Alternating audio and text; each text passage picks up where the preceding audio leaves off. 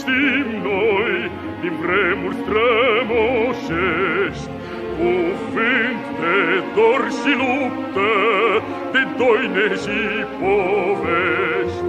Dar dacă astăzi pacea e lege și sfut, e pentru că pe lume partidul s-a născut.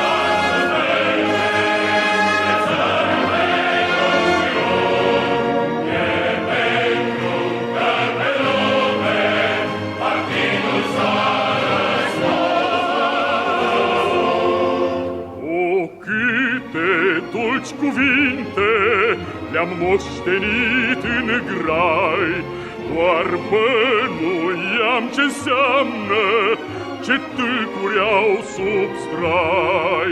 Dar dacă astăzi tâlcul de plin l-am priceput, e pentru că pe lume partidul s-a născut.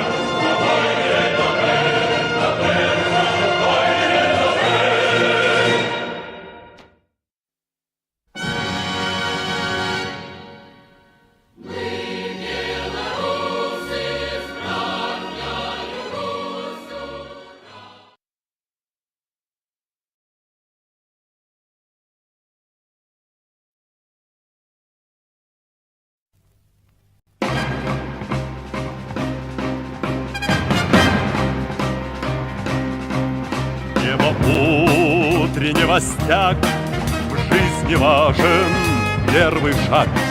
Слышишь, реют над страною ветры яростных атак, и вновь продолжает собой, и сердцу тревожно в груди.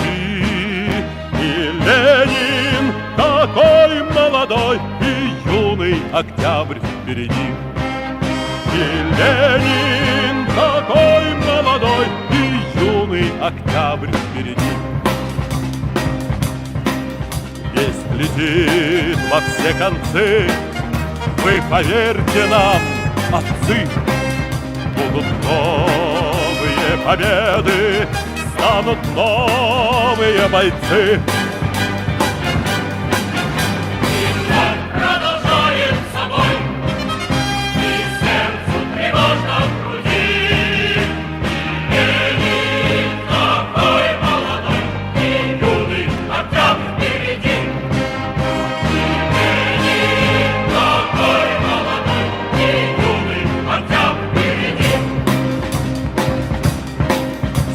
Милости не жди, жизнь для правды не щади.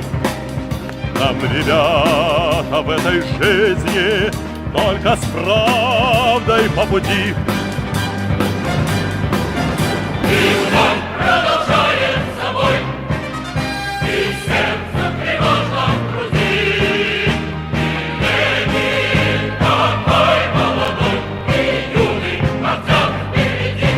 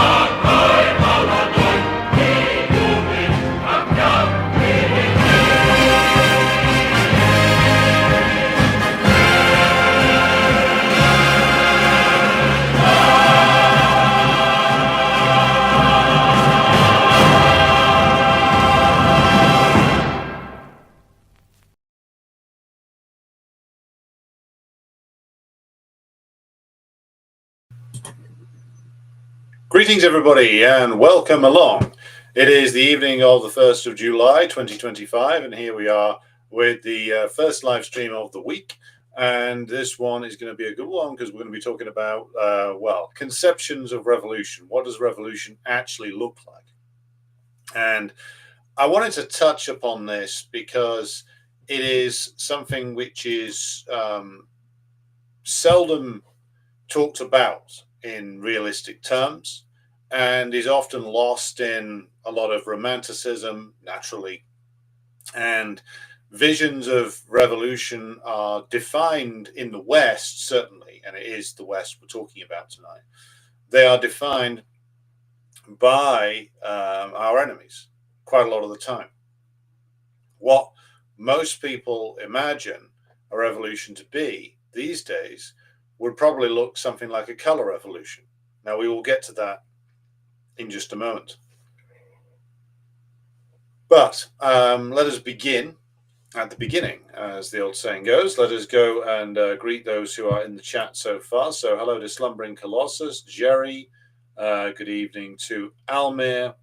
and President Jesus, and good afternoon to Sophia.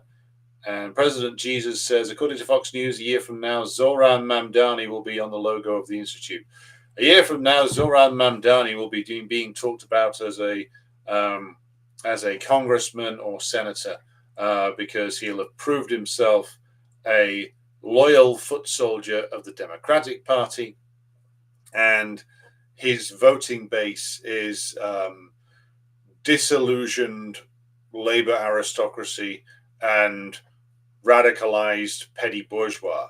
You can't build a real movement off that, nor can you build a real working class movement going through the wretched, stinking corpse of the Democratic Party. Anybody who's telling you that real change in the United States is capable of being achieved through that is a liar, basically, or an idiot, or both. And Zoran Mamdani is just another. I think the best way to put it is he's another Soros leftist. A Soros leftist, meaning that it's all affectation, it's all style, it's all essentially repackaged European social democracy. He's Bernie Sanders, but without the overt Zionism. Remember, like, Western European social democracy is essentially a preservation tool for imperialism.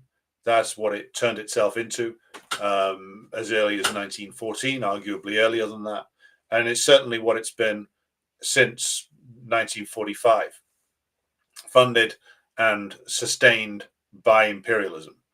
And that's what US social democracy is as well. And if you examine Mamdani's record, it's exact in terms of the things he's in favor of. He's nominally against the Zionist state, though from what I can see, he's got the exact same position as Sanders and the exact same position as the bulk of the Democratic Party, which is to say that he's in favor of the mythical two-state solution. And so all the sound and the fury around Zoran Mamdani is only really helping him, including the denunciations from Trump, from that fucking moron Ted Cruz, from Fox News, of course, because all of this helps to reinforce the loyalty of his voting base and stops them asking questions. It's the same with a lot of political figures who get attacked very vociferously and often for wildly inaccurate reasons. Same was true for Obama, because the Republicans, and before them Hillary Clinton, unleashed what was undoubtedly a racist campaign, or a series of racist campaigns against him. It made those who had voted for him excuse almost anything that he did, because, you know, it's the wicked old racist Republicans are out to get him. We must defend the first black president, etc., etc., etc. And the same is true of Trump, especially because, like, Obama was nominally a change candidate, even though he turned out not to be, of course. Trump was, in 2016, was the change candidate and was attacked for ludicrous, made-up reasons, just the same, similar fashion to Obama. And so Trump's followers rushed to defend him in a cult-like fashion, just as Obama's followers rushed to defend him in a cult-like fashion, just as Hillary Clinton's followers defended her in a cult-like fashion for many, many years. So this is nothing new. And the people who keep falling for this, well, you get conned that many times. There's a little bit of you that likes being conned, is all I'll say on that one. But yeah, he'll be a solid, reliable man. He'll be a one-term mayor of New York, because he'll get in. He'll be Bill de Blasio. He'll piss off his voting base. He'll, of course, be opposed by the New York haute bourgeoisie, and he'll end up doing absolutely nothing of substance and probably being replaced by either a very right-wing Democrat or a Republican. So there you go. Do not put faith in petty bourgeois opportunists. such as Mamdani or AOC or Bernie Sanders. Hello to Robeson in Indonesia, and to Matt Parker, and to Peter, and to Comrade Lee, Working Prole Incorporated, Wicked Witch of the Southeast, Richard V, or Richard V, from the Empire's capital city, Las Vegas, Nevada. Good to have you with us all the way from over there. It's been a long time since I've set foot in Las Vegas, Nevada. Summer 1997. There you go. That is a long fucking time ago. When I was there, the highlight of our trip, I was there with my family, was seeing the miniature versions of like Paris and London and was it Venice, and losing $5 at Caesar's Palace on a one-armed bandit. Well, that was a long time ago. So hello to Enigma, Bryce from Arizona, our ACP. Paul Verdi from Cymru, good to have you with us. Sean, coming to us from Cornwall. Matt is asking what the piece of music was you were referring to. There was Lenin is Young Again. That was a Soviet song from the 70s. Hello to Alison M, joining us from Ontario, Canada. And hello to Oga Cybernetics and to Pavel Linovsky, who suggests Das Banner von Marx and Lenin for the intro. I'll have a listen to it and let you know what I think of that. So here from the Russian comrades that there's an ongoing attempt to take Lenin's mausoleum out. He's holding back the bourgeois.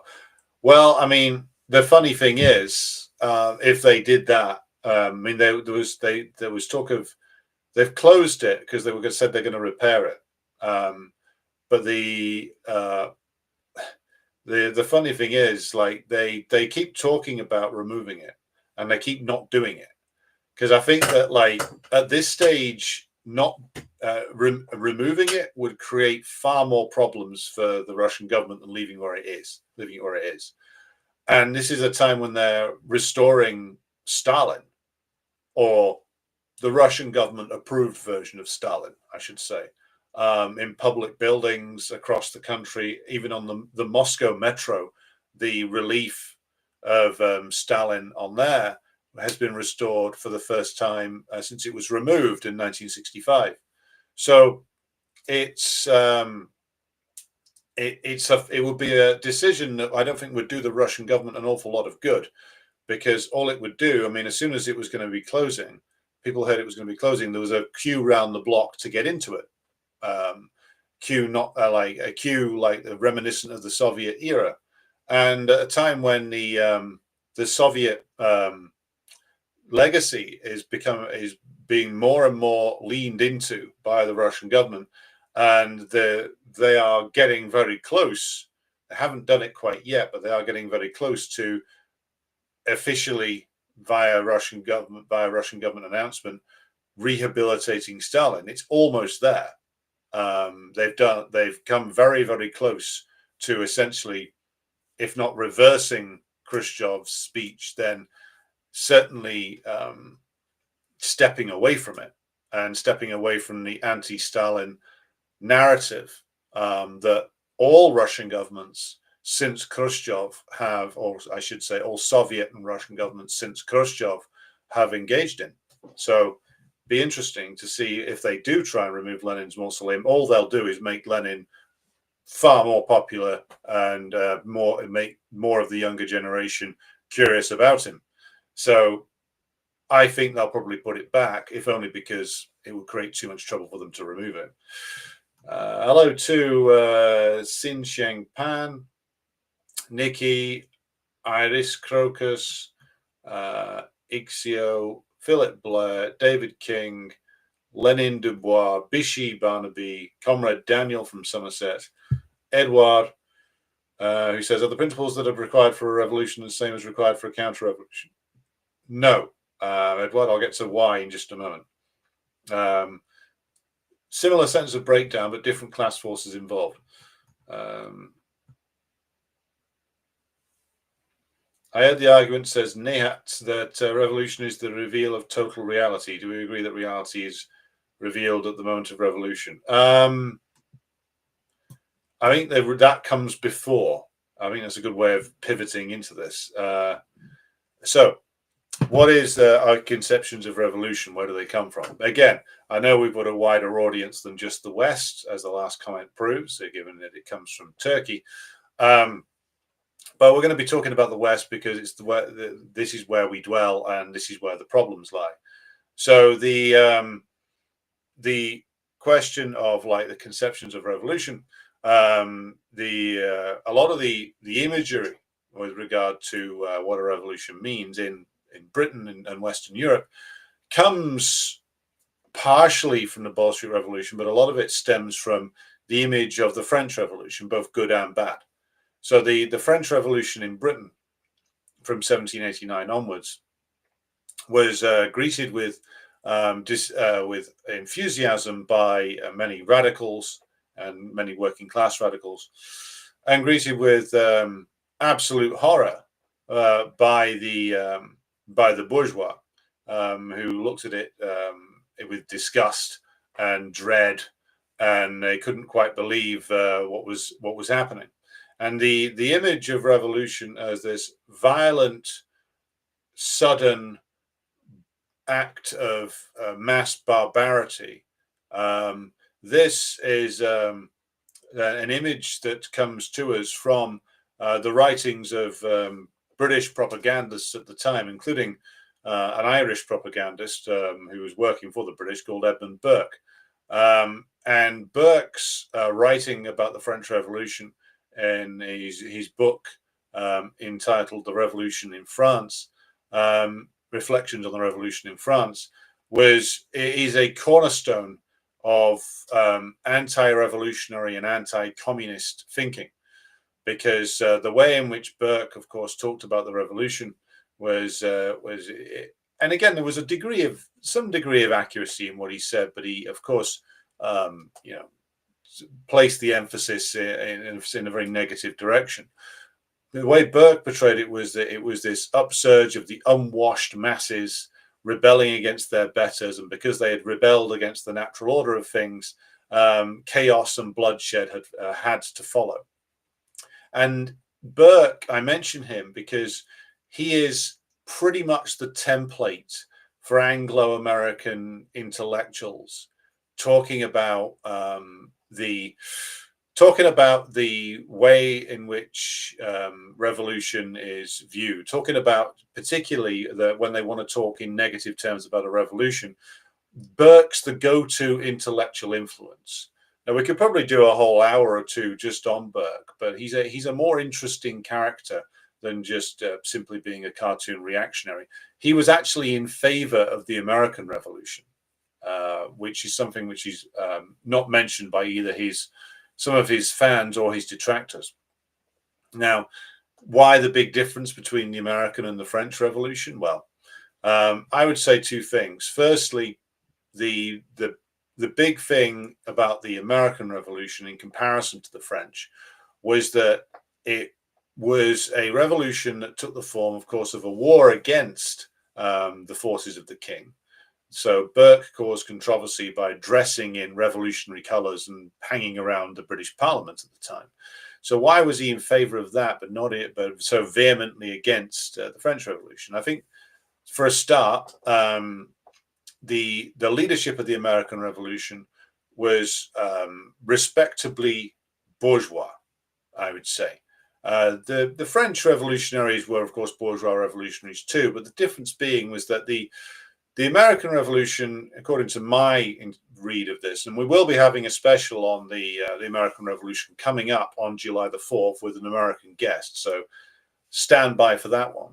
But my interpretation of it was that though the American Revolution was a very successful bourgeois revolution, ushering in a more perfect form of bourgeois government inside the United States, but the American Revolution, beginning as it did in 1776, was that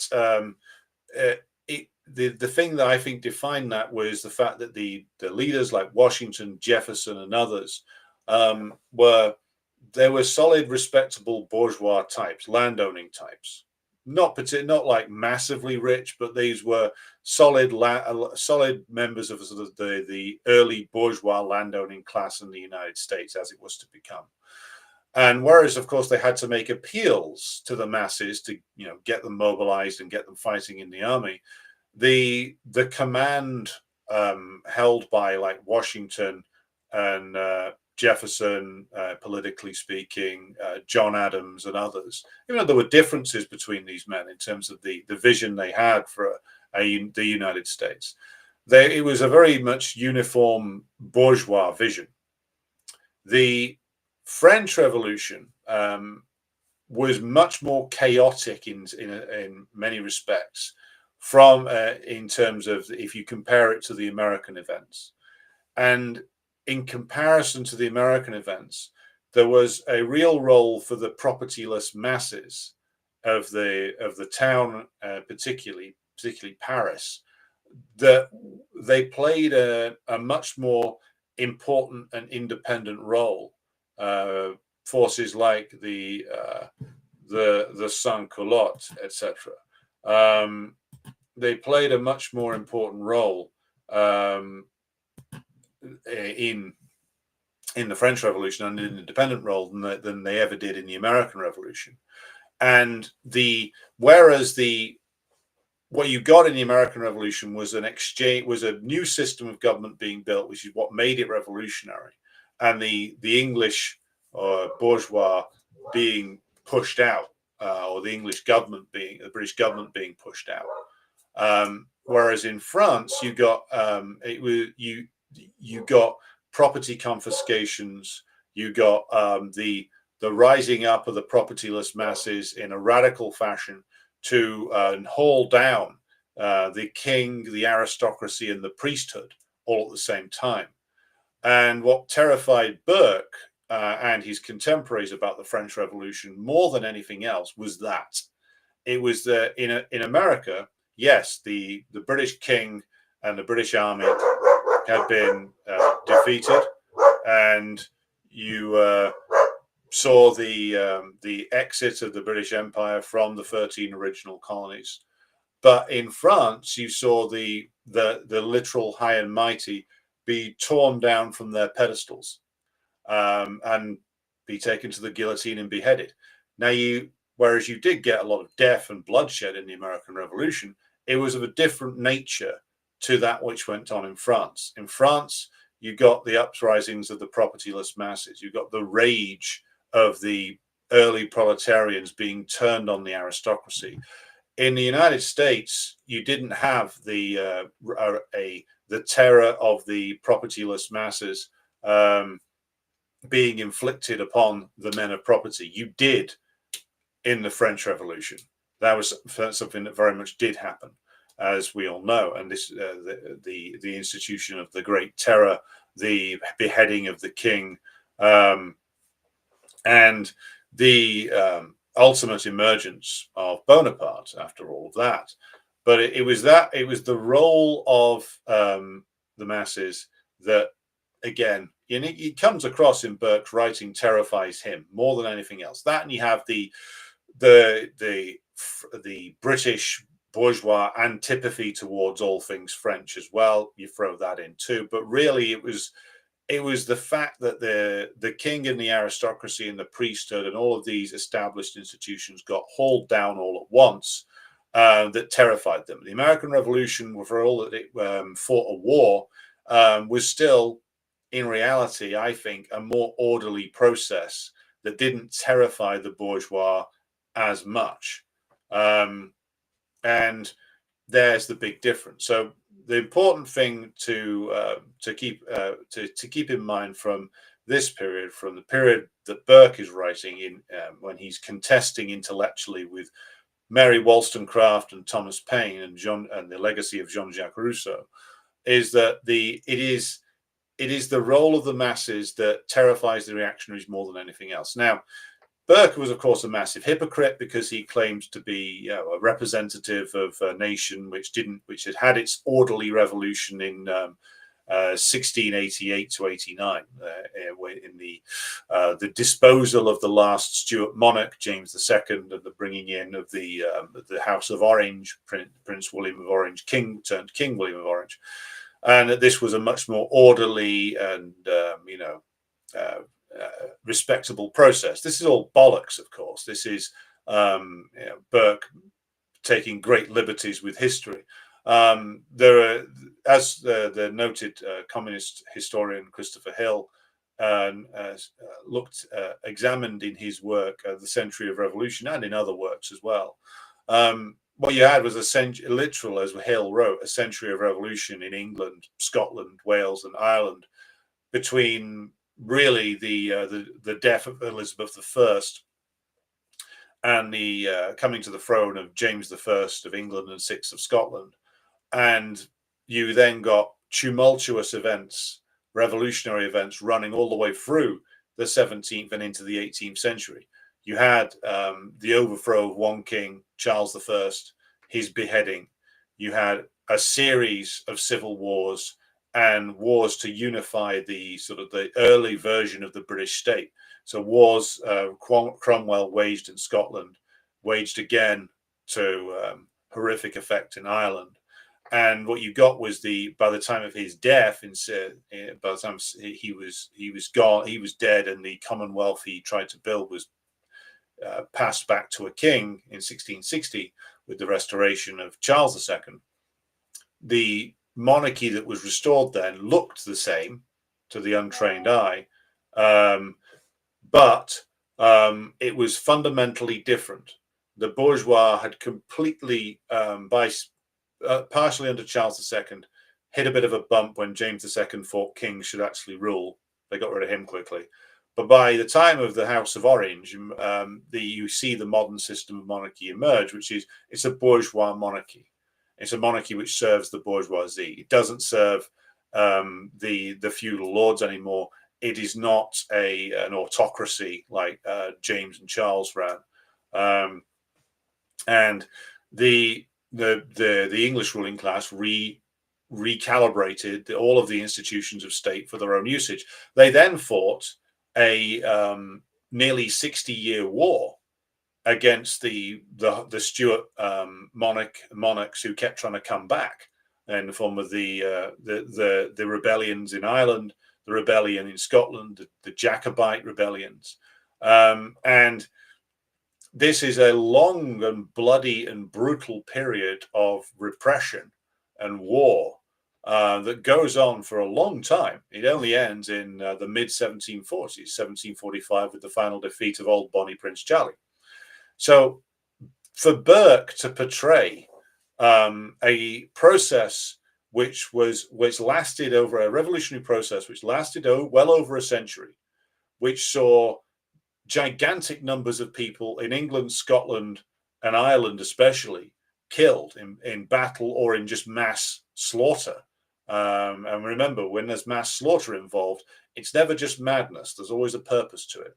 And Cromwell's purpose was the same as his successor's purpose, which is clearing Ireland of the Irish in order that they could plant in there settlers who would be in line with the thinking of the English ruling class. Same as always. The point about it is, and yes, to answer Walter's question, Christopher Hill, author of The World Turned Upside Down. Yes, Century of Revolution, I think, is a better book, though. So the point about all of this is that the English and Irish, in Burke's case, hypocrites who attack like the French Revolution, have to completely disregard their own history of like almost 150 years of revolution, counter-revolution, and warfare raging up and down the country, and only ending in the middle of the 18th century. The English Revolution only turns its final page, only has its final page written, shall we say, by 1745. So this is a bit of a laugh when you hear Burke, a mere 44 years later in 1789, suddenly complaining about how violent the French are, you know. But hypocrisy is a very old English or British, really, speciality. So the move, the way revolution is portrayed in the Anglosphere does stem intellectually from Burke. So, like, a lot of the negatives about it is seen, they are seen that way because it is put through his lens, shall we say. Now, the images of France, though, inspired and continue to inspire people to this day. The idea of tearing down the high and mighty and shoving them on the guillotine is an image of revolution, which of course lives with us to this day. Now, another element that lives with us to this day is the imagery also coming from France, but also present in Germany, in Hungary, Austria, etc., Italy, is the images from 1848, which is, of course, and if you read Marx and Engels' collected works, there's huge amounts written in there from both men on the revolutions of 1848. They were participants in them themselves, where Marx especially was arrested and driven out of continental Europe because of his activity around the revolutions of 1848. And the image of the early proletariat taking to the barricades, that is something that's very much stayed with us, partially because of, like, again, if we're talking about fictional portrayals of revolution, you examine Victor Hugo and his book Les Miserables, and then the subsequent stage show produced of that, which is of course incredibly successful. The image of, like, the ragged proletarians on their barricade in Paris was something that has stayed in the collective consciousness for a very long time, comes from that period. In fact, and then here we'll get to how the French Revolutionary legacy reaches its highest point, I would argue, which is the Paris Commune of 1871. And this is a great point to sort of develop further, because the revolution, and it was a revolution, of 1871, was what is one of the greatest moments in working class history. Now, I could do, and probably should do, an entire series on this, but in short, basically, the French by 1871 had endured over 20 years of the dictatorship of Louis Bonaparte, the nephew and considerably lesser being of his uncle. Though he is a very significant figure in French and world history. He, like, built the Second French Empire. He's probably responsible for a lot of, like, development of French capitalism and French imperialism, which again remains a legacy to this day. His favoring of the banks over industry in the 1850s and 60s is partially responsible for the underdevelopment of French industry when compared to, say, Britain and Germany. He built a lot of the French Empire, seized a lot of places in across Africa and to a certain extent South America and the Caribbean, and solidified the French hold over them. But his government was widely derided and mocked by Marx in very humorous terms. So be sure to go and read things like The 18th Brumaire of Louis Bonaparte and the later book Reflections on the Revolution, his reflections on the Civil War in France, dealing with the Commune. But the setting up of the Commune came as a response to a military disaster, which is the Franco-Prussian War. Bismarck had cleverly maneuvered himself into the position of being the chancellor of an almost united Germany. That he had seen off the challenge of the Austrians in the earlier 1860s in a brief war there, managed by negotiation and threats and all kinds of finagling to unite under the rule of the Hohenzollern monarchy, nominally anyway, the various distinct princely states that made up Germany. And the final move was to was to see off any potential threat from the French and unify the final parts of what was claimed to be historic Germany at the time. It's rather different to what Germany looks like now if you compare the maps, and also to seize Alsace and Lorraine. And Bismarck cleverly maneuvered Napoleon III into declaring a war, and was able to very briskly and efficiently and devastatingly defeat the French army in just a few short weeks, basically, culminating in a humiliating defeat at the Battle of Sedan and the capitulation and the abdication of Napoleon III. That's a very short version of the Franco-Prussian War. If there's popular demand for me to go further into it, I'll happily do so. Now, there had been formed in Paris a volunteer militia to defend the city, the National Guard, essentially proletarians armed by the state to defend Paris against the Prussian invaders. Now, before they took Paris, or had a chance to take Paris, the Prussians had paused, of course, because Napoleon III had already capitulated. Now, the National Guard, in rage and anger at the capitulation of their government and the treachery of the French bourgeois, rose up and seized control of the city. What happened then is that you get a breakout of what I would call like a version of proletarian democracy in the form of the Commune. Marx describes this very well in the Civil War in France. And Paris gets taken over and run under an early version of the dictatorship of the proletariat. Not a particularly well-organized one in certain respects, but it is the earliest manifestation of the dictatorship of the proletariat. Now, I won't go into all the things about the Commune that it did wrong here, but suffice to say there were plenty of things it did wrong. Its leadership was very confused. Its political composition was divided between communists, anarchists, the remains of like the sort of radical Jacobin types, various different sort of radical Republicans. Its military leader was a Polish exile who, funnily enough, is not too well thought of in Poland these days because he's associated with communism, funnily enough. The point about the revolution that brought about the Paris Commune was that, and this is something we have to bear in mind when thinking about revolution in our own time, what happened there was that the state, as run by Napoleon III, imploded.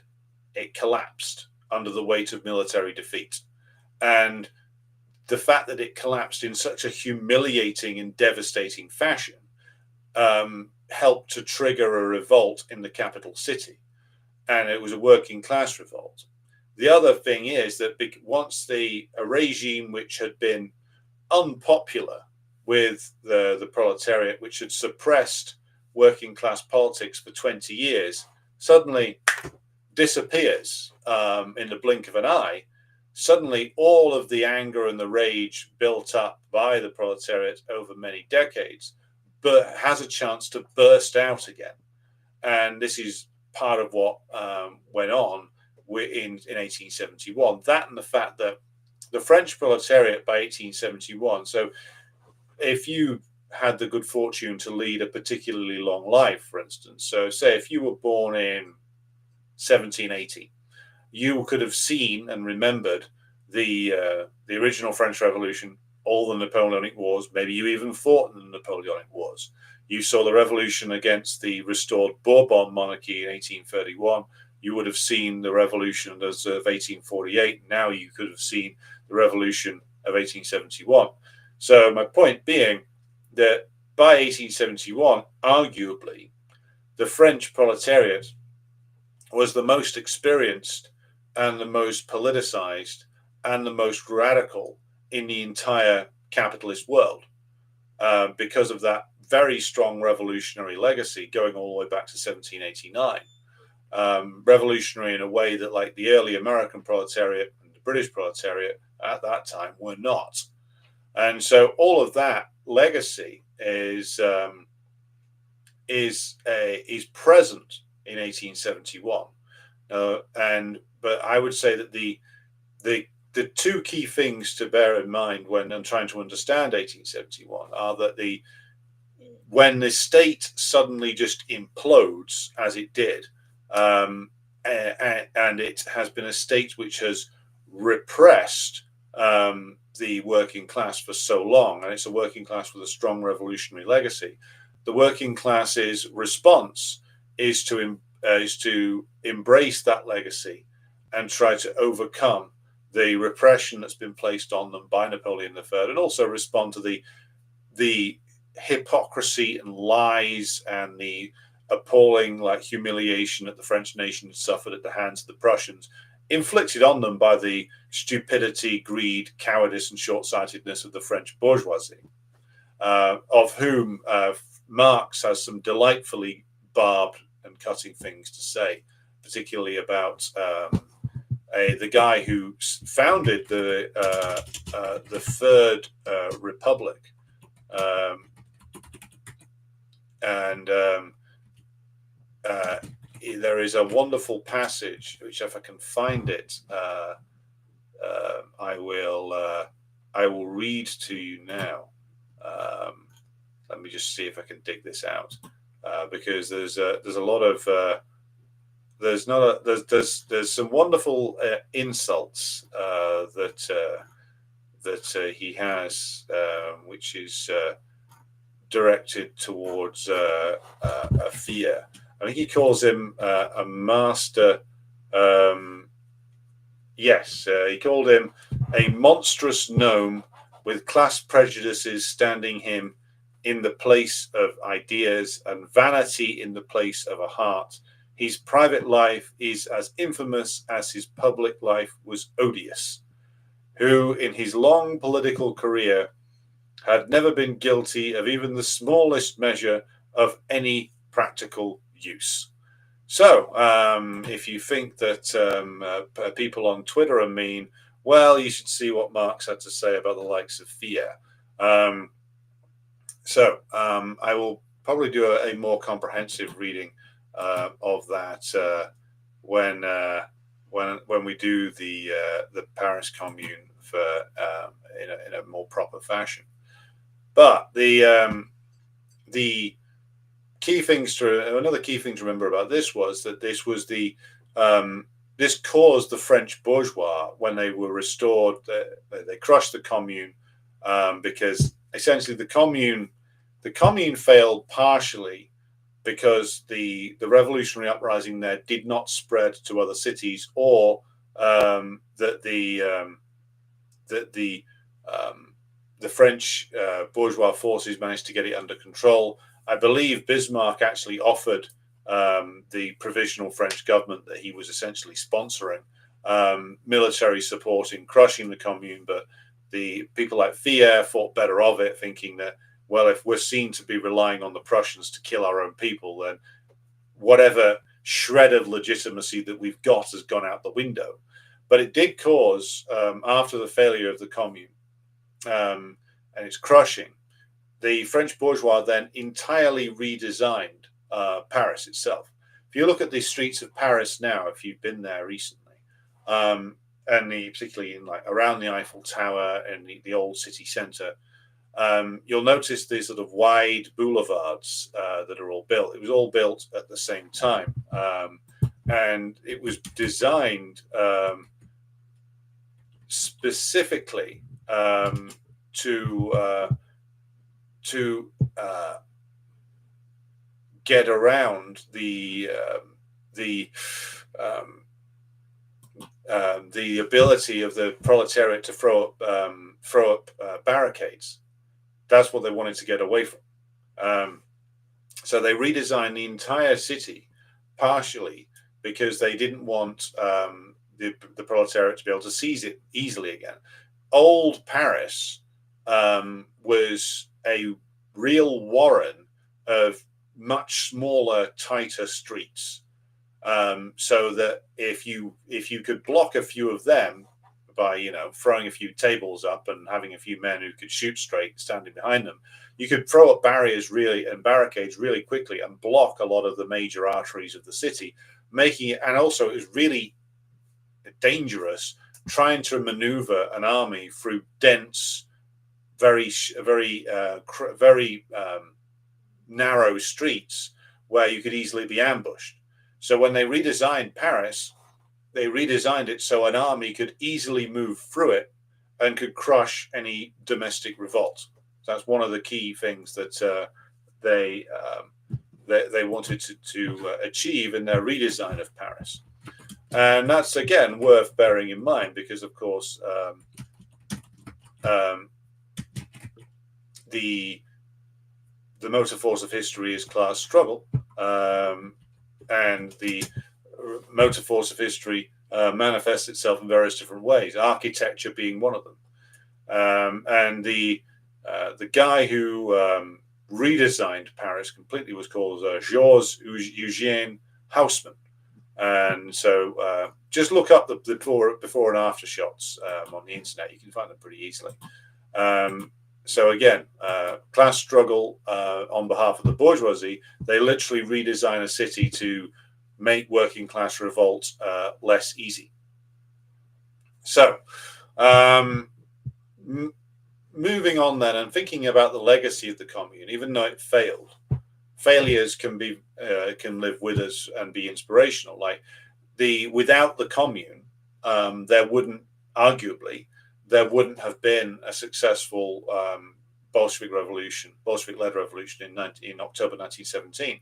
Lenin is very explicit in State and Revolution and elsewhere about how much he and other Russian revolutionaries have been inspired by the experience of the commune and its mistakes. In fact, State and Revolution goes quite extensively into the mistakes that the commune made.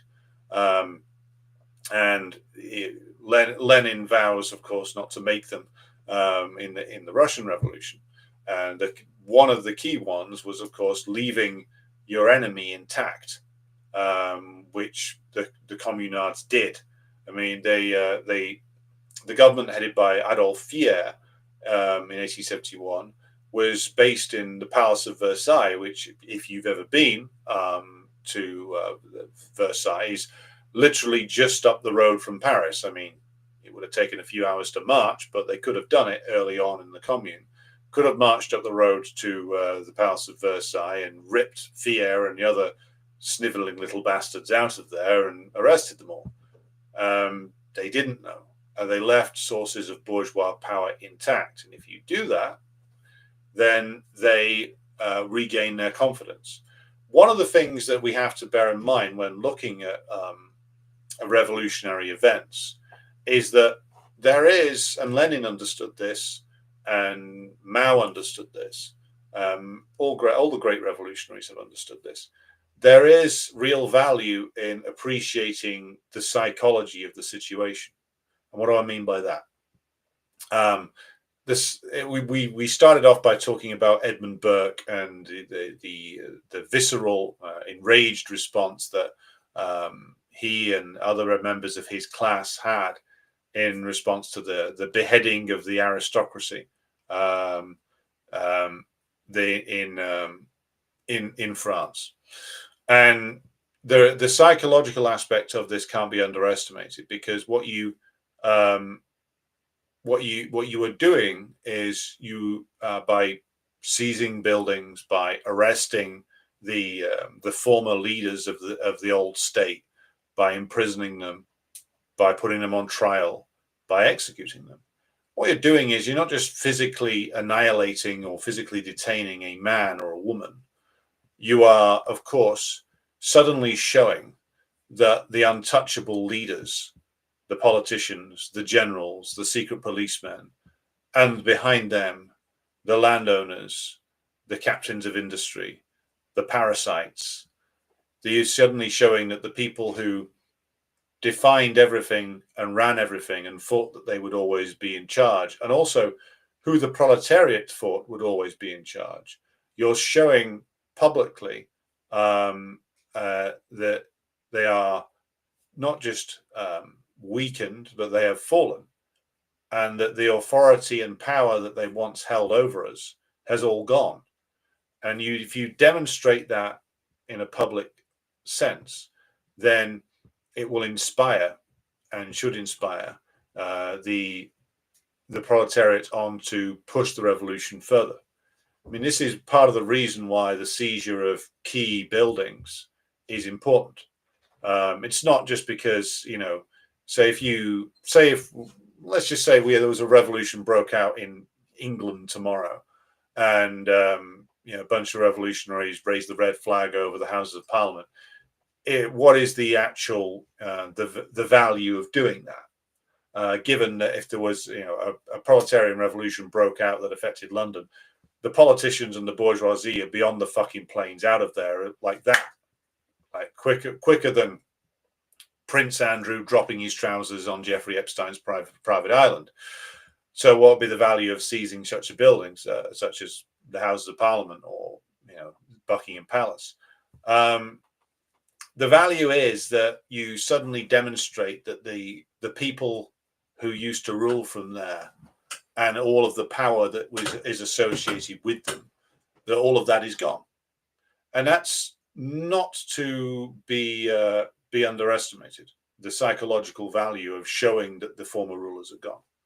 So the other point to make, and this is to draw upon not just the Paris Commune, but also the revolutions in Russia of 1905 and then 1917, is that you start to see that the working class, particularly after the Paris Commune, start to embrace the idea of forming their own dual power structures, and that's what you see, especially in the very advanced capitalist cities, or cities that have been like drawn into the capitalist world in Russia in 1905.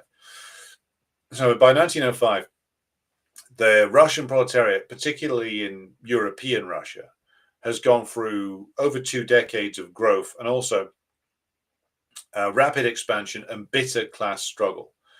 So that by 1905, in actual fact, and this was also true even towards the end of the lives of Marx and Engels, when talking about Marx and Engels and Russia, it's important to draw a distinction. In their earlier writings, Marx and Engels define Russia as being like the bastion of European reaction, because it was Russia, maybe more even than Britain, which had defeated the first Napoleon, and also had routinely marched to assist the other monarchies of particularly Central and Eastern Europe up to 1848. So in their earlier writings, they are scathing and contemptuous of Russia and its backwardness and its being a home to all kinds of desperate reactionaries. And at that time, this was true. By the time of coming up to the death of Marx, and certainly later on with Engels, the two men did a reevaluation, especially Engels, because Marx actually started to learn how to read Russian when his works started getting translated into that language by Plekhanov and others.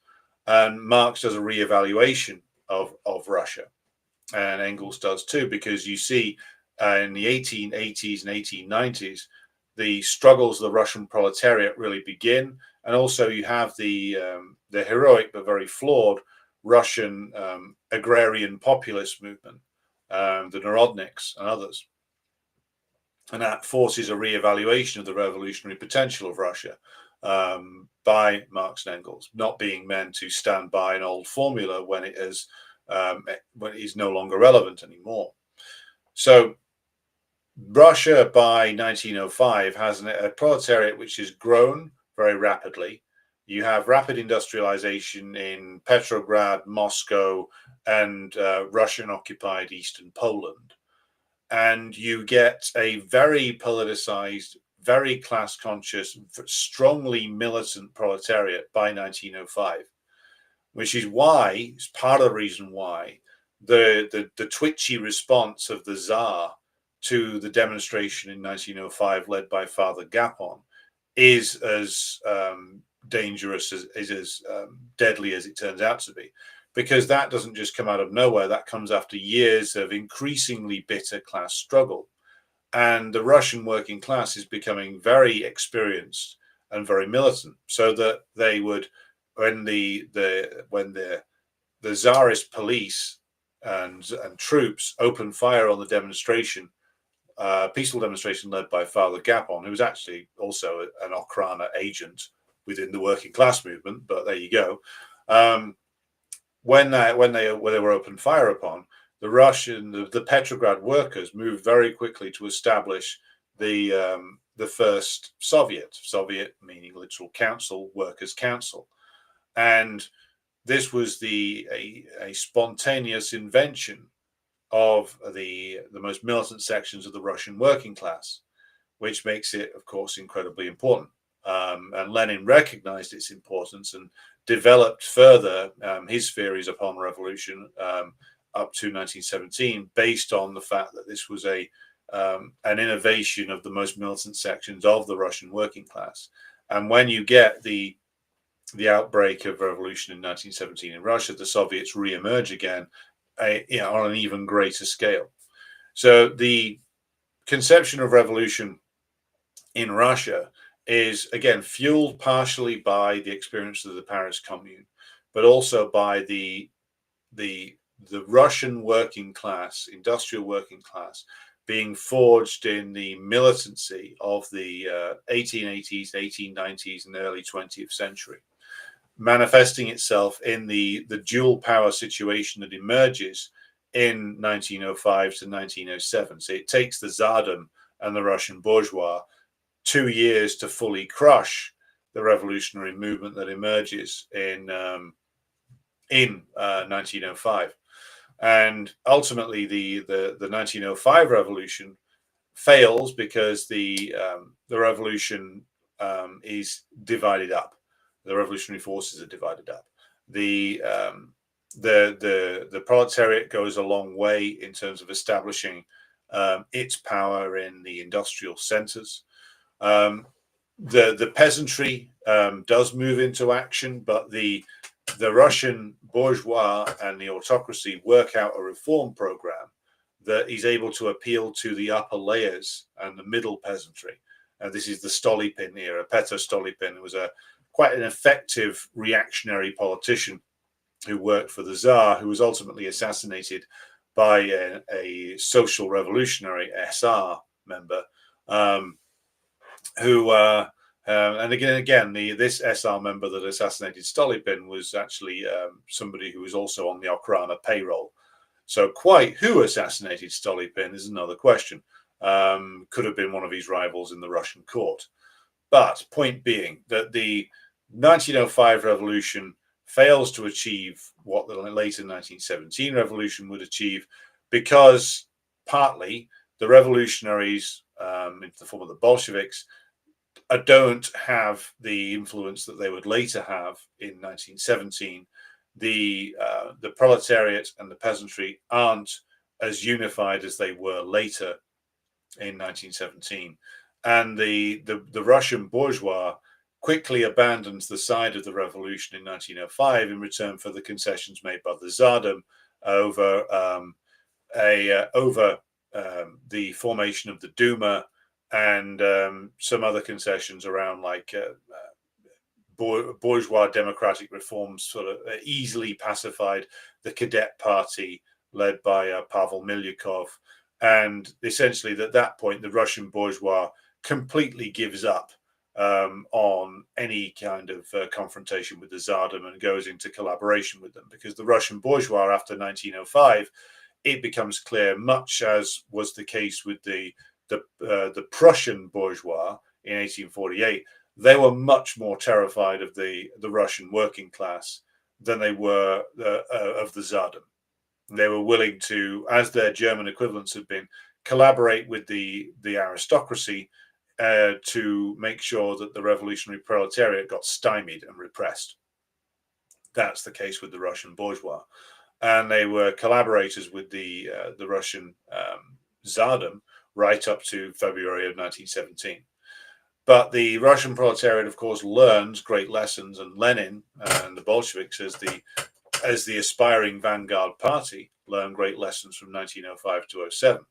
Now, what makes we get up to the 1917 revolution, and what makes that into the success that it is partially because the Lenin has been relentlessly driving forward the ideological development of the Bolshevik Party, relentlessly fighting economism and opportunism, relentlessly fighting social chauvinism and social imperialism, even though that meant an irreversible breach with the Mensheviks and the social revolutionaries and anybody else who took a sort of wobbly position with regard to the war. Lenin was absolutely clear that the war had to be rejected as not just sort of objected to on pacifistic grounds.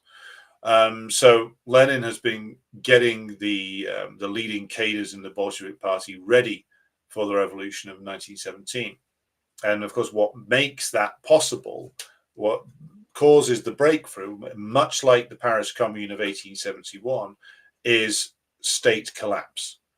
The Tsarist state, and this is something that the modern Russian right-wingers don't like to talk about, the Tsarist state, and again, this was actually admitted to by Western bourgeois historians such as Orlando Figes, who was very hostile to the Bolsheviks.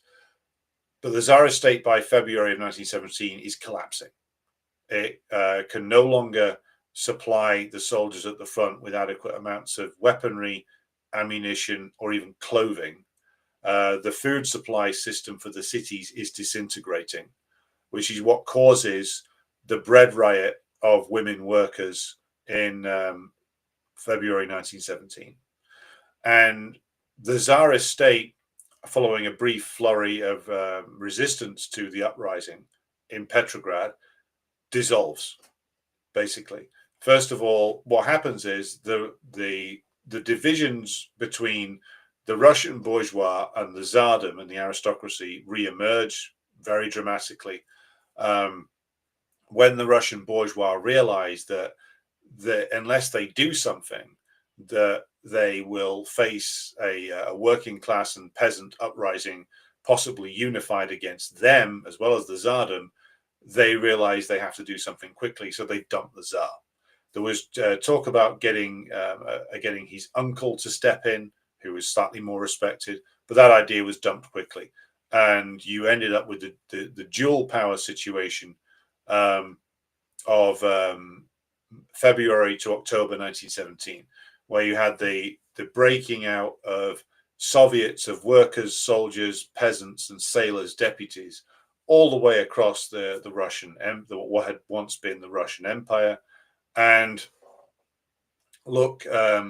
and you had then also the emergence of a bourgeois provisional government, which sat awkwardly alongside each other because ran alongside each other for a while because the early representatives of the working class in the Soviets, the early leaders of those were Mensheviks and social revolutionaries, meaning that the Bolsheviks were in a minority from February to like early September of 1917. It was the Mensheviks and the SRs who were in the lead positions because they had the majority of votes in the Soviets in Moscow, Petrograd, and other major industrial areas. What the Bolsheviks did, particularly from April onwards, when Lenin comes back and wins the party to his position with the issuing of the April thesis, was that they set to work relentlessly putting forward the demands, all power to the Soviets and peace, bread, land, a slogan to connect with the masses, slogans to connect with the masses. And marry those two things up, and you will get the cutting away of the power of the provisional government bit by bit. See, the provisional government is a bourgeois government. It's got this awkward dual power situation going on with the Soviets. The Soviets exercise effective control over a lot of life in Russia at the time. So you have the Moscow and Petrograd Soviets, but below that you have like Soviets in a lot of the big factories. You have Soviets of soldiers. So like the command structure of the Tsarist army by early 1917 collapses with the coming of the revolution.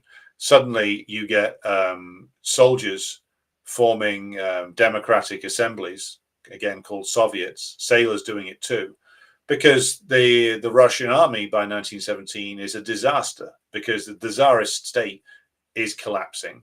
The Russian Russian industry and agriculture can't supply the army for the tasks that the Tsar and the bourgeois have said it needs to complete.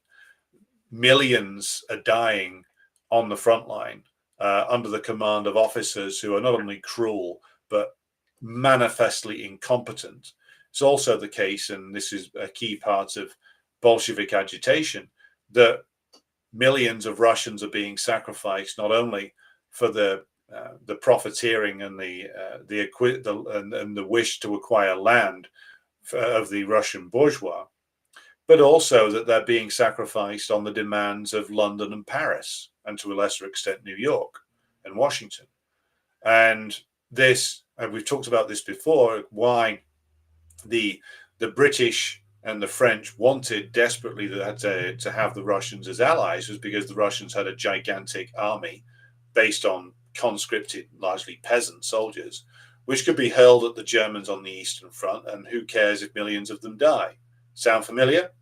And this is why the British and the French were twisting the provisional government's arm up its back every chance they got to keep the Russians in the war. Didn't matter if the Russian army had absolutely no chance of beating the Germans, because they beat the Austro-Hungarians in a number of encounters, but the Germans relentlessly destroyed most of the attacks that the Russian army waged upon them. And the Germans were advancing very rapidly towards the Baltic states and towards Petrograd. So the World War I, when it comes to the main theatre of operations of the Russians, which was fighting the Germans, yes, they managed to defeat the Austro-Hungarians, who were in an even worse state than they were. But against the German armed forces, they were doing terribly badly. But that didn't matter to the British and the French. What mattered was keeping those Russian bodies on the line on the Eastern Front, so that close to over, I think it was 1 million plus German soldiers kept having to be kept on the Eastern Front and not sent west, where they could tip the balance in the favor of the Germans on the Western Front. So the British and the French were essentially telling Milyukov, who was the early foreign minister, Prince Lvov, who was the early prime minister of the provisional government, and then later Kerensky, when he became leader, you've got to keep in the war. Doesn't matter what the working class thinks. Doesn't matter if your army's revolting. Doesn't matter if the authority of your officers is collapsing. Keep the war going at all costs. Again, sound familiar? Because that's exactly what they're doing now with Ukraine. Point about this is that the more that the imperialists pushed, the more that the authority of the provisional government imploded, and the more that the words of Lenin and the Bolsheviks came to resonate with the peasants and the workers. Excuse me. Because Lenin, quite rightly, was saying that all of what I've just been saying to you, that the Russian worker and peasant is being sacrificed by the Russian bourgeois for the benefit not just of the Russian bourgeois themselves, but of the owners of Russian debt, shall we say, in London and Paris and New York. Those were the people, it was the British and the French, and to a lesser extent the US ruling class, who were calling the shots the Russian bourgeois had sold the country, essentially, to the British and the French, especially as early as the 1890s. So much of Russian industrial development was funded by British, French, and indeed German capital. So that the old phrase that was used by the Bolsheviks at the time, that Russia was not just an imperial, it was a colonizing power, but also it was being colonized. It was being controlled from outside by London and Paris. And again, this was part of what drove the Russian bourgeois government towards destruction, because technically they could have pulled out of the war. Technically, Kerensky could have turned around and said, you know what, this is a fucking disaster. If we carry on this way, we're going to be fucked. And so we're out. But no, much like Zelensky now, Kerensky was owned and controlled by Britain and France, and also by the most reactionary, rabid militarist bits of the Russian military and bourgeois hierarchy. They were the ones who were controlling it.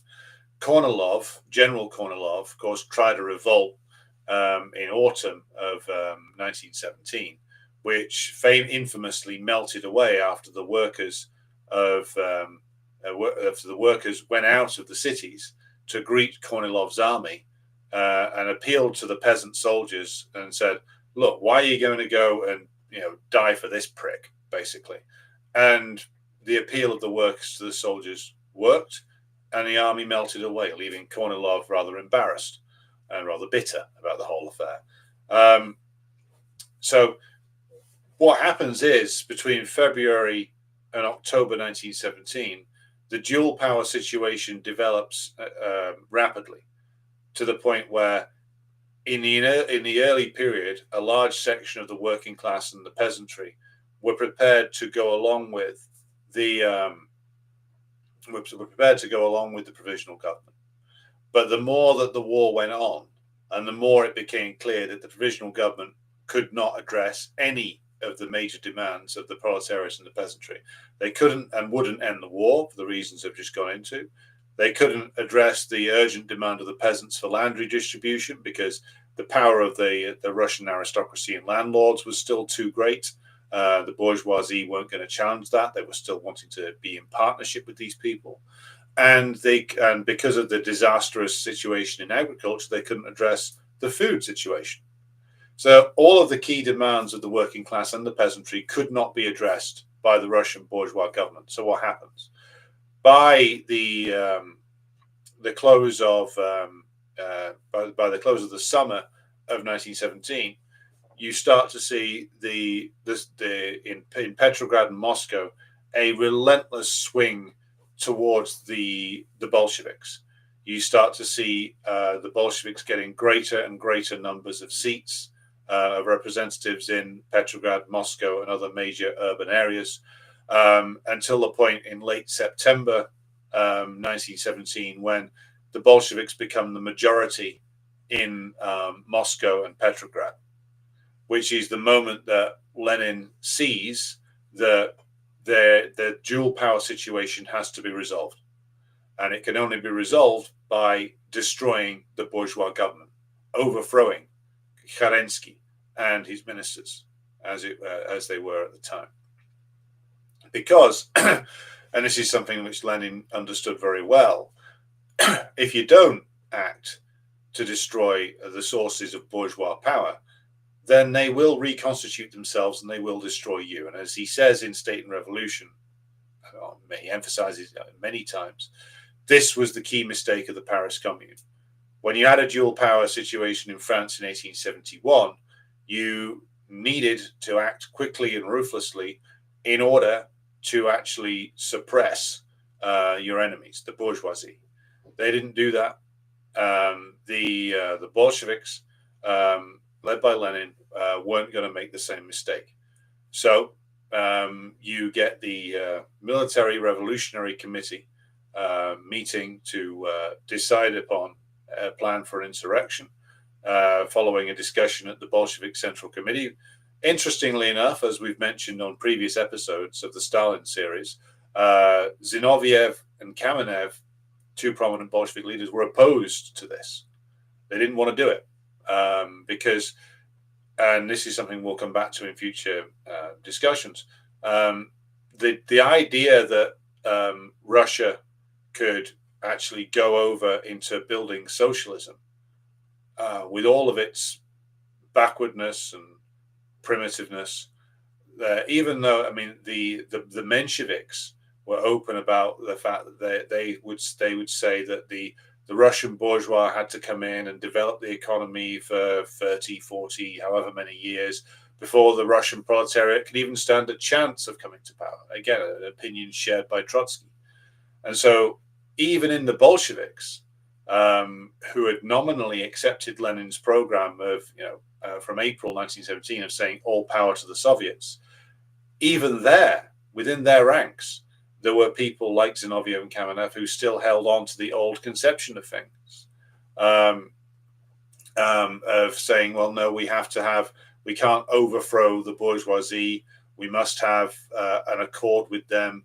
We must have peaceful economic development. And in other words, unless we have that, then we're doomed. This was a point of view within the Bolshevik Party itself, and Lenin wins the argument.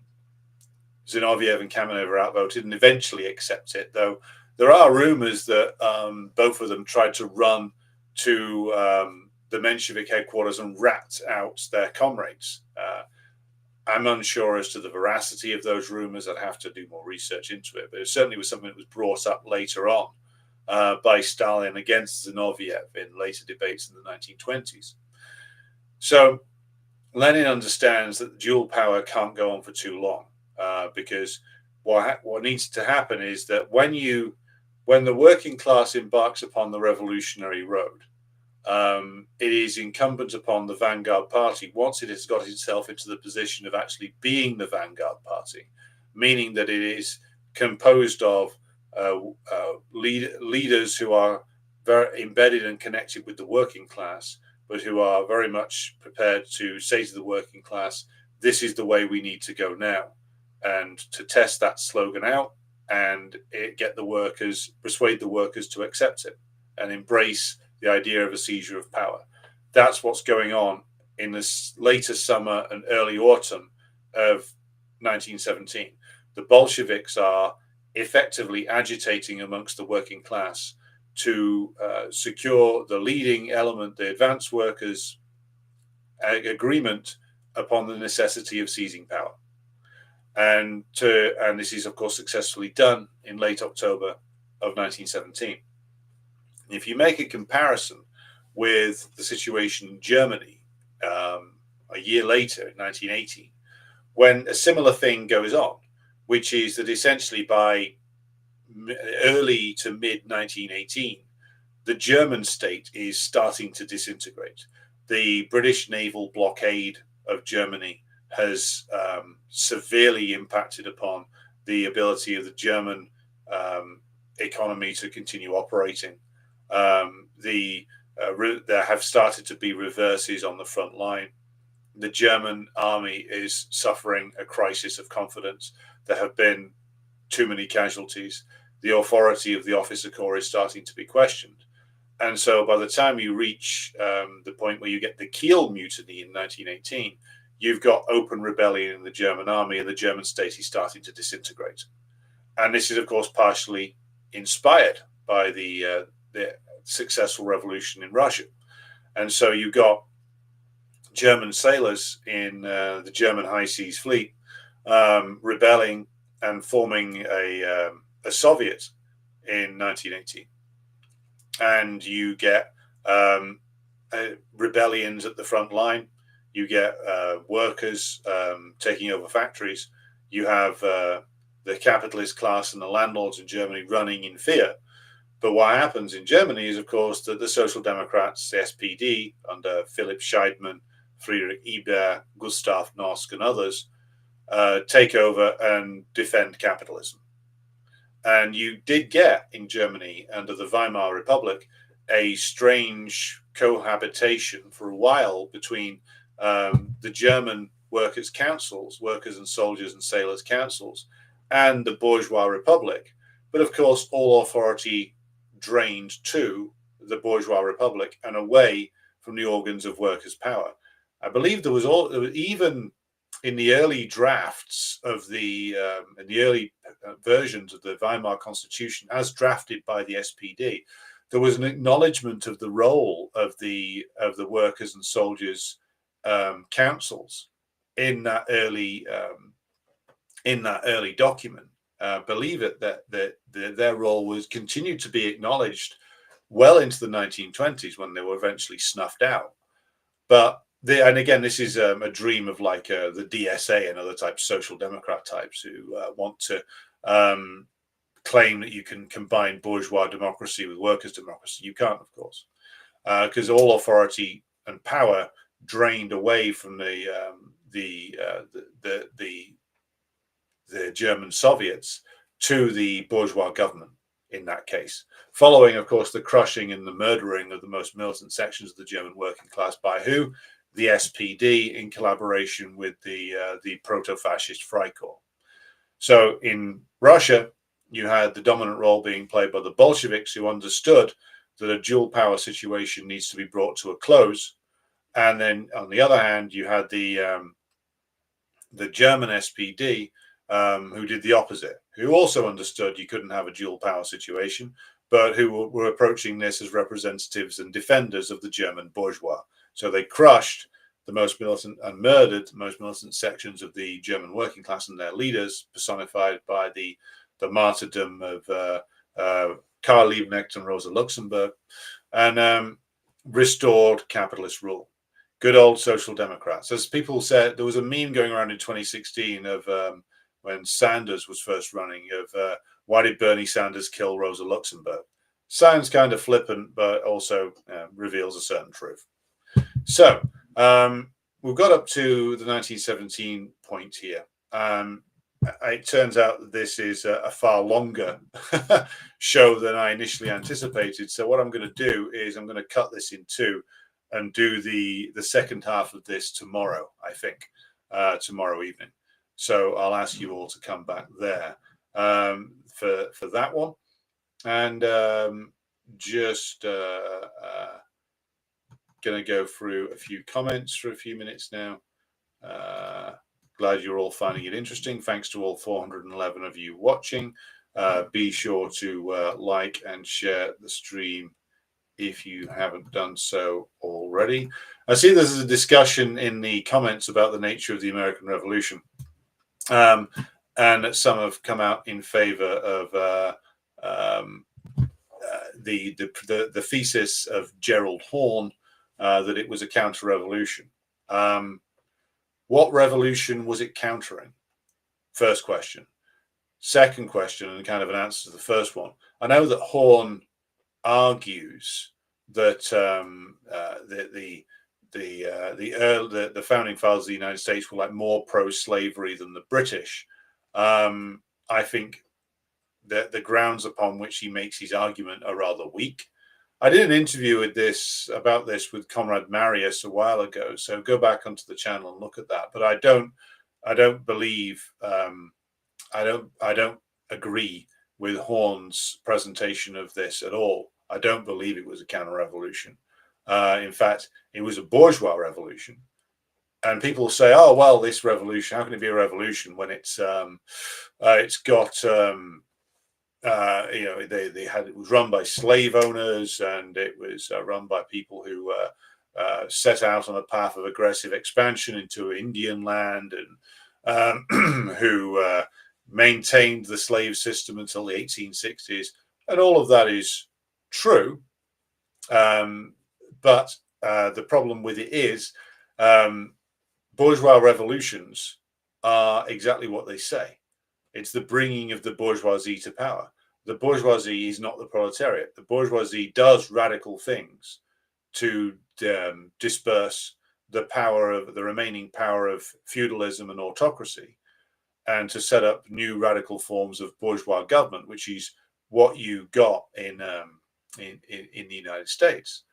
But it doesn't mean that this is a class which is in favor of universal equality. Of course it doesn't. The bourgeoisie, as Marx observed, comes into the world covered from head to foot in blood. And the proper Marxist analysis, again, following Marx and Engels themselves as the bourgeoisie, is to investigate all of their barbarities and crimes and explain them and analyze them, not to excuse them, but to analyze it from the point of view of looking to understand where this criminality, this murderousness comes from. It's not just because these people are insane, even though some of them are. It is done for specific purposes.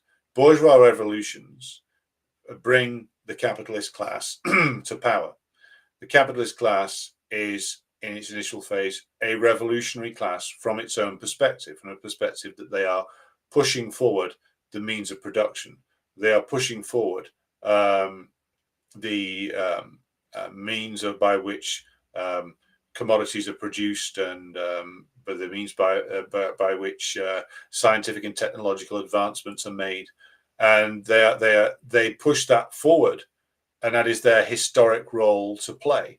They push it forward to a certain point, and then they become parasitic and degenerate. They've always been murderous, and they've always been prepared to kill millions in pursuit of profit. But their role is to take society forward, albeit often in a brutish and horrendous fashion. Doesn't mean that the American or the French or the English Revolution suddenly has to be denounced, has to be understood. Bourgeois revolutions are limited by the nature of the class that comes to power through them. Same in America, same in Britain, same in France, same in other places. The problem that a lot of pseudo-Marxists run into is that they are trying to analyze bourgeois revolutions through the methodological framework of the post-1917 world ushered in by the Bolshevik Revolution.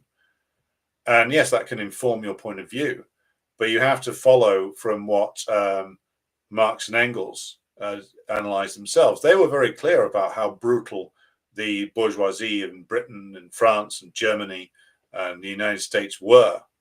They were very clear on that. They were also very clear that these bourgeois took all of these societies forward in ways that could not be done by earlier modes of production.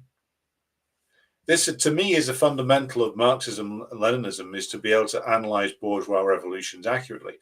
Gerald Horne, quite frankly, I don't regard him as particularly credible, because this is a man who, on the one hand, denounces the American Revolution as being reactionary. If you examine the man's own politics, he's a reactionary because he makes excuses for the Democratic Party. What other way is there to define that except as profoundly reactionary? I mean, I saw the man going around making excuses for fucking Beto O'Rourke, or Beto O'Dork, if you want to be crude about it. So no, Horne's premise is useless. I mean, you get this with a lot of what I would term like third worldist types who have been sort of influenced by the phony Settlers book. They take certain truths, certain things that are correct about the brutality of the bourgeoisie, and then go far too far with that and say that all of bourgeois society is an abhorrent thing that just needs to be torn down and denounced remorselessly, rather than to be analyzed and understood through its successes, through its progressive elements, and also through its reactionary elements and its profound limitations. But because over-the-top denunciations and hyper-emotional, shall we say, outbursts on social media are what's popular at the moment, analysis of that kind is not encouraged. And as Mo 1917 points out, if the British were the great slave abolitionists, which their own propaganda claims, and I find it rather extraordinary for a man like Horne, who claims some dissent from Marxism, to be making excuses for the British bourgeoisie is quite incredible. Because as Mo 1917 points out, slavery still continued in the Caribbean, conducted by the British until 1830.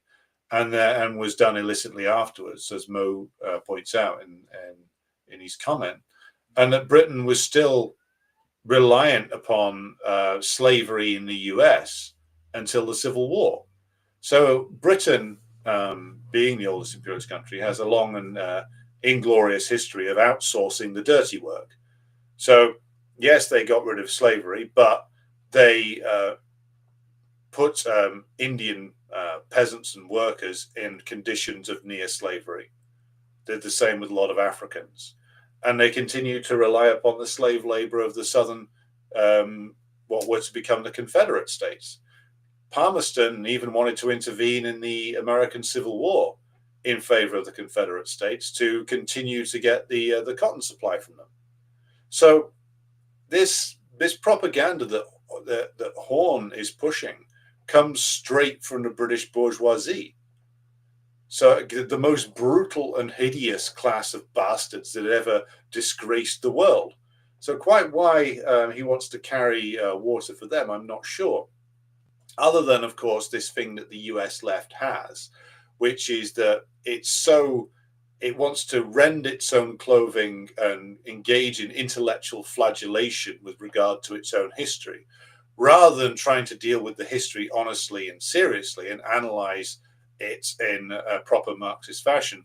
They go for emotive ranting and raving, which Horne can provide you in spades, as can various other characters, by the way. But you're not going to get to go back to the subject of the stream tonight. You're not going to get any kind of revolution in the United States unless you can deal with American history in a proper fashion.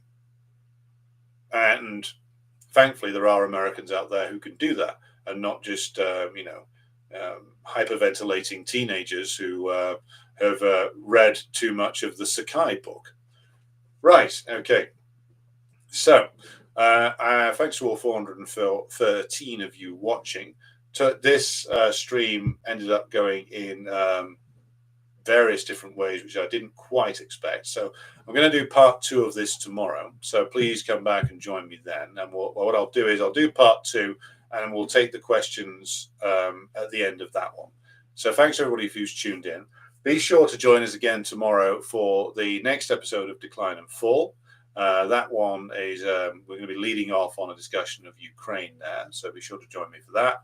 And we'll come back with the second part of this one in the evening. So 2 streams tomorrow. Look forward to seeing you on both of them. Thanks to everybody who's tuned in. Thanks to everybody who supports the show on Patreon and Buy Me a Coffee. I'll be back with you again tomorrow. And now I throw you back to some music.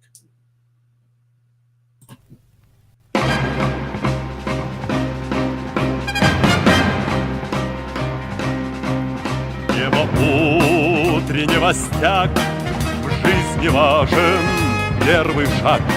Слышишь, реют над страною ветры яростных атак. И вновь продолжает собой, и сердцу тревожно в груди.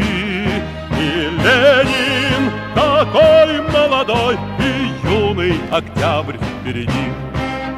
И Ленин такой молодой, и юный октябрь впереди.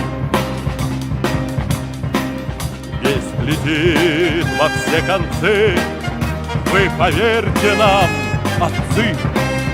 Будут новые победы, станут новые бойцы.